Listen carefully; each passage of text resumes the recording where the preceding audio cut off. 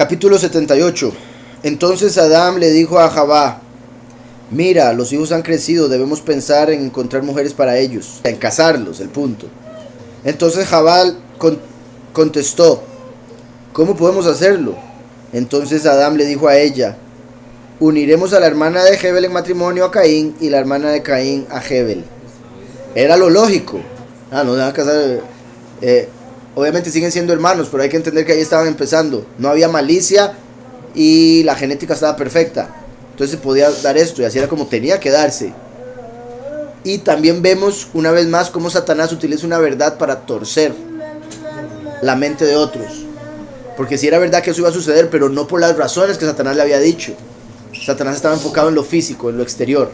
Entonces dijo Javá a Adán: a mí no me gusta Caín porque él es duro de corazón, pero permíteles quedarse con nosotros hasta que nosotros hagamos ofrendas a Yahweh por ellos.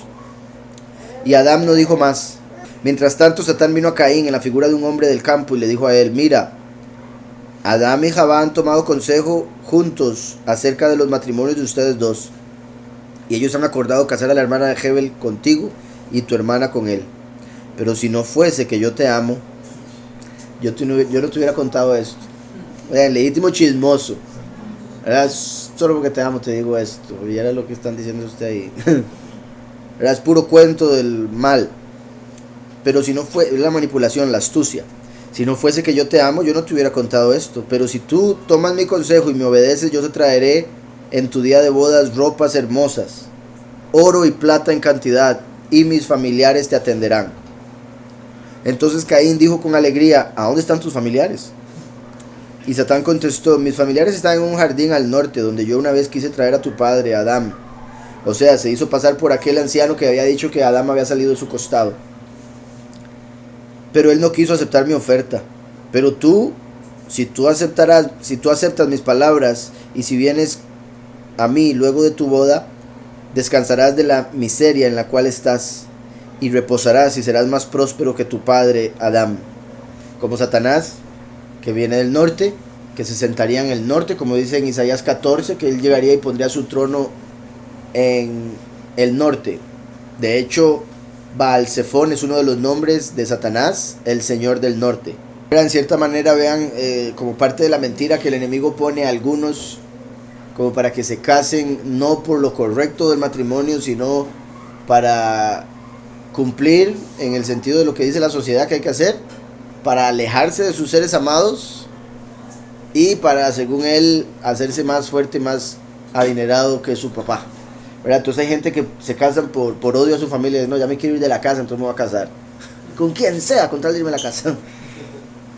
Mucho antes pasaba eso. Hoy en día, ¿verdad? Por la forma en la que se dan las cosas, mucha gente que ya vive solo se fue de la casa aún antes de, pero en el pasado era: usted se va hasta que se case. Entonces la gente decía: pues me caso. A estas palabras de Satán, Caín abrió sus oídos y se inclinó hacia su habla, y él no se quedó en el campo, sino que se fue a Javá, su madre.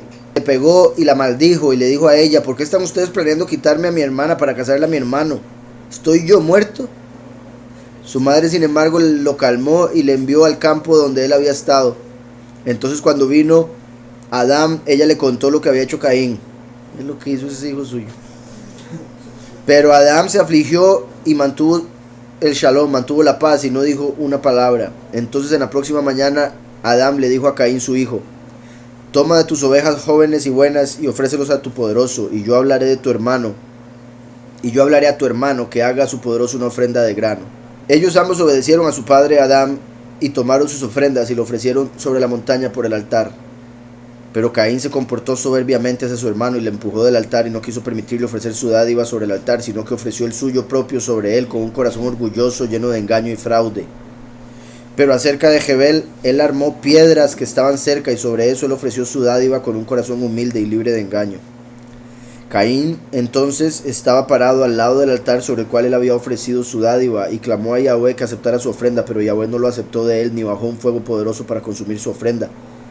Pero él se quedó parado en contra del altar, fuera de mal humor y con maldad, mirando hacia su hermano Hebel para ver si el poderoso aceptaría su ofrenda o no. Vean cómo esto se parece al momento en que Eliyahu hizo descender fuego del cielo.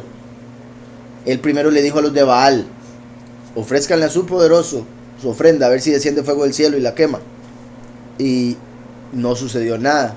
Y se quedaron viendo a ver si Eliyahu ofrecía y si era recibida. Y así sucedió. Y Hebel oró a Yahweh que aceptara su ofrenda. Entonces un fuego poderoso bajó y consumió su ofrenda, igual que con Eliyahu. Y Yahweh olió el sabor dulce de su ofrenda, porque Hebel le amaba a él y se regocijaba en él. ¿Verdad? En el poderoso. Y como el poderoso estaba bien complacido con él, le envió un enviado de luz en la figura de un hombre que había compartido de su ofrenda, porque él había olido el sabor dulce de su ofrenda, y ellos confortaron a Hebel y fortalecieron su corazón. Pero Caín estaba mirando todo lo que sucedió a la ofrenda de su hermano y estaba enojado por ello. Entonces él abrió su boca y escarneció al poderoso porque él no había aceptado su ofrenda. Pero Yahweh dijo a Caín: ¿por qué luces triste tú? Sé justo para que yo acepte tu ofrenda. No has murmurado en contra de mí, sino en contra de ti mismo. Muy importante eso. Recuerden, eso fue lo que Yahweh le dice a Caín. En Génesis lo vemos también. ¿Por qué luces triste tú? Eso es importante.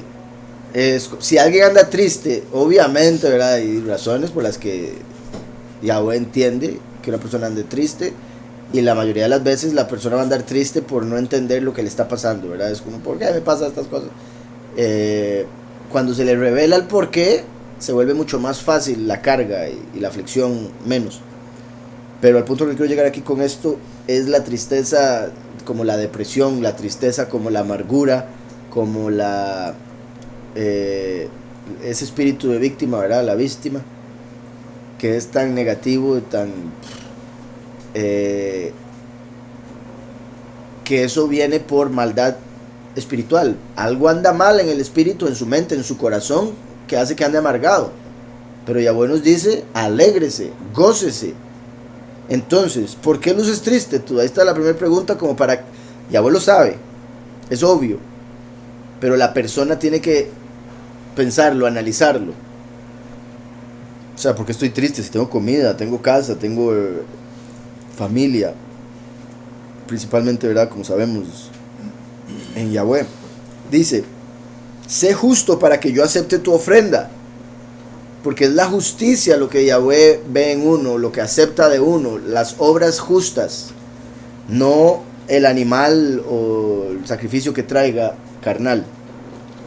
Sé justo para que yo acepte tu ofrenda. No has murmurado en contra de mí, sino en contra de ti mismo. Eso es más importante, o sea, todavía más clave.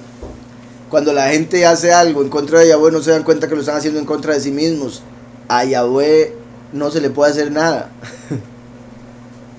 Nadie puede alcanzarle, y aun si le alcanzaran no serían capaces. Nadie puede hacer nada que dañe a Yahweh. La persona lo que hace le daña a sí misma, y eso es lo que la gente no entiende. No has murmurado en contra de mí, sino en contra de ti mismo. Es por su maldad que esto sucedió. Entonces su murmuración hacia mí en realidad se refleja de vuelta a usted, ¿verdad? Como botellita de Jerez. Todo lo que diga será al revés. Se podría decir, Satanás estaba viniendo a decir: uy, vea la astilla de Hebel. Mientras que aquí Yahweh viene y le dice: no, hombre, es por la viga que esto te pasa. Dice: y el poderoso le dijo esto a Caín como reprensión, y porque él le aborreció y su ofrenda. Y Caín bajó del altar, su color cambió. Mira, lo más seguro se puso rojo. Caín bajó del altar, su color cambió, y con una cara triste, y vino a su padre y madre, y les dijo todo lo que le había sucedido. Adán se afligió mucho porque el poderoso no había aceptado la ofrenda de Caín. Pero Hebel bajó regocijándose y con un corazón alegre, y le contó a su padre y madre cómo el poderoso había aceptado su ofrenda, y ellos regocijaron de esto y besaron su cara. Y Hebel dijo a su padre: porque Caín me empujó del altar.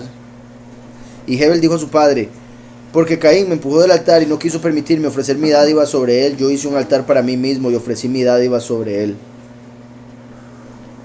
Un altar para mí mismo. Vean eso, qué curioso. Como había un altar ya hecho, que representaría la letra. Cuando Hebel quiere llegar a cumplir lo que se le dijo que cumpliera, llega Caín como el fariseo y le dice: no, aquí solo yo, a mi manera, mandamientos de hombres, vaya usted allá. Entonces él se va y hace su propio altar, como uno cuando hace de su vida su propio altar para Yahweh, y no un altar hecho de piedra. donde está un fariseo diciendo que solo ahí llega el poderoso. Pero cuando Adán, de hecho nuestros corazones vienen siendo un altar. Cuando Adán oyó esto, él estaba muy triste porque era el altar que él había construido al principio y sobre el cual él había ofrecido sus propias dádivas, el que había usado Caín, que repito, como conectado con la letra, lo que vino antes de Mashiach. Después vino Yahushua y presentó su propio cuerpo, así como aquí hizo su propio altar Hebel. Al haber vuelto impura la otra piedra por los sacrificios al falso, ya no podían volver a hacerla ahí, tenían que hacer otra piedra. Y como decía, es como la diferencia entre el sacrificio en el éxodo de un cordero al sacrificio de Yahushua el cordero. Dos altares diferentes. El primero era el de la letra, que era el que habría tomado Caín. Dice acerca de Caín, él estaba tan resentido y tan enojado que se fue al campo donde Satán vino a él y le dijo: ya que tu hermano Hebel ha tomado refugio con tu padre Adán, porque tú lo empujaste del altar, ellos han besado su rostro y ellos se regocijaron por él mucho más que por ti. Cuando Caín oyó estas palabras de Satán, él fue llenado con rabia, él se llenó de rabia y no permitió que nadie supiera. Pero él estaba en espera para matar a su hermano hasta que le trajo a la cueva y entonces le dijo a él: oh hermano, el campo es tan bonito y hay tantos árboles hermosos y agradables en él y encantadores para mirarlos. Pero hermano, tú nunca has estado un día en el campo para divertirte en este lugar. Para divertirte en ese lugar. Vean, debería haber sospechado Hebel, era demasiado inocente tal vez. Nunca me trata bien, que erraste, hombre. Hoy día, oh mi hermano, yo desearía mucho que tú vinieses conmigo al campo para divertirnos y para bendecir nuestros campos y nuestros rebaños, porque tú eres justo y yo te amo tanto, oh mi hermano, pero tú te has distanciado de mí. Entonces Hebel consintió ir con su hermano Caín al campo, pero antes de salir Caín le dijo a Hebel: espérame hasta que busque una vara debido a las bestias salvajes. Entonces Hebel se quedó esperando en su inocencia, pero Caín, el desviado, buscó una vara y salió. Y ellos comenzaron, Caín y su hermano Hebel, a caminar en el camino. Comenzaron a ir por el camino, Caín hablándole y confortándole para hacerle olvidarse de todo. Entonces le empezó a tratar súper bien para que se olvidara todo lo que le había hecho hasta el momento, ¿verdad? Cómo lo había empujado del altar y todo lo demás. Ahí termina ese capítulo. Hay un comentario con respecto a este capítulo. Dice: este capítulo parece estar corrompido y cargado con interpretaciones de escriba, comparándolo con la historia de los mismos eventos en el pergamino de Yashar. Caín no vivió más que 460 años de edad, no 560 años. Caín sí tuvo remordimiento y usó una reja de arado de hierro para matar a Hebel. Considerado esto y el acuerdo del capítulo anterior con otras escrituras, podría ser que este capítulo entero sea pseudoepigráfico. O sea, entonces el traductor considera, por las diferencias que hay entre este capítulo que sigue del libro de Yashar, que este capítulo pudo haber sido añadido o cambiado completamente. Entonces muy posiblemente van a haber muchas diferencias entre este capítulo y el capítulo de la otra traducción.